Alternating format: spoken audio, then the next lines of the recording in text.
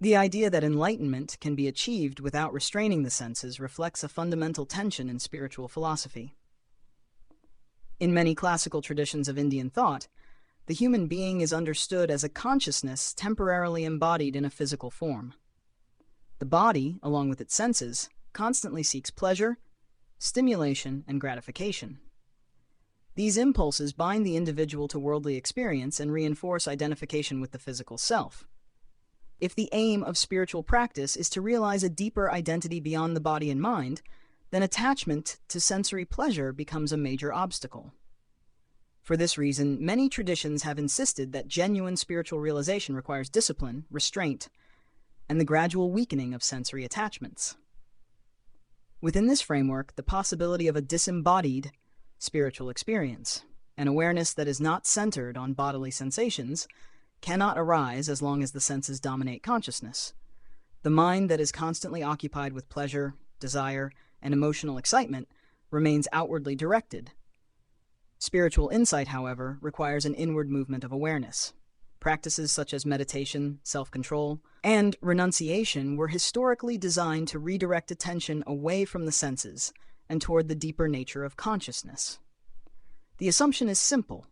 If attention is absorbed in bodily pleasure, it cannot simultaneously perceive the underlying reality of the self.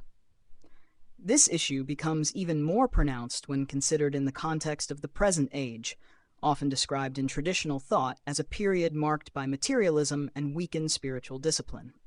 In such a cultural environment, people tend to seek spirituality without the hardships traditionally associated with it. There is a strong attraction toward teachings that promise transformation without demanding sacrifice or restraint. Spiritual ideas then risk becoming a form of psychological comfort rather than a rigorous path of inner transformation.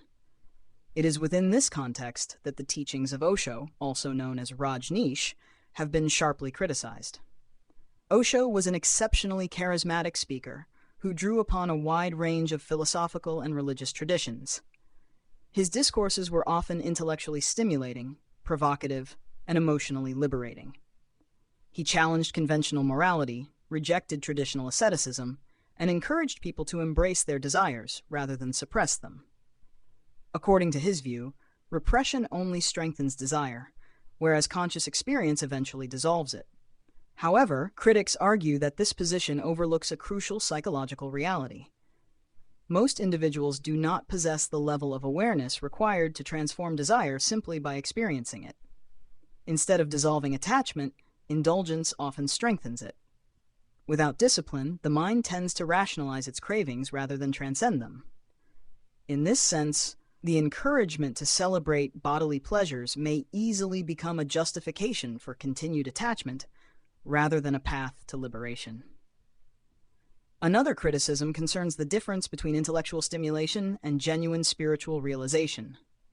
Osho's lectures were extraordinarily engaging, filled with philosophical insights, humor, and paradox. Many listeners experienced a sense of excitement and mental awakening when exposed to his ideas. Yet, intellectual excitement should not be mistaken for spiritual enlightenment. Listening to profound ideas can create the feeling of insight without actually transforming one's consciousness. The mind becomes fascinated by concepts and interpretations, but the underlying patterns of desire and ego remain largely unchanged. In this way, Osho's teachings arguably appealed strongly to a modern audience that preferred philosophical inspiration to disciplined practice. His message allowed people to feel spiritually progressive without undergoing the demanding process of self-restraint and inner purification emphasized by many traditional paths. Spirituality, under such conditions, risks becoming a form of lifestyle or cultural identity, rather than a transformative journey that fundamentally alters one's relationship with desire, pleasure, and the ego.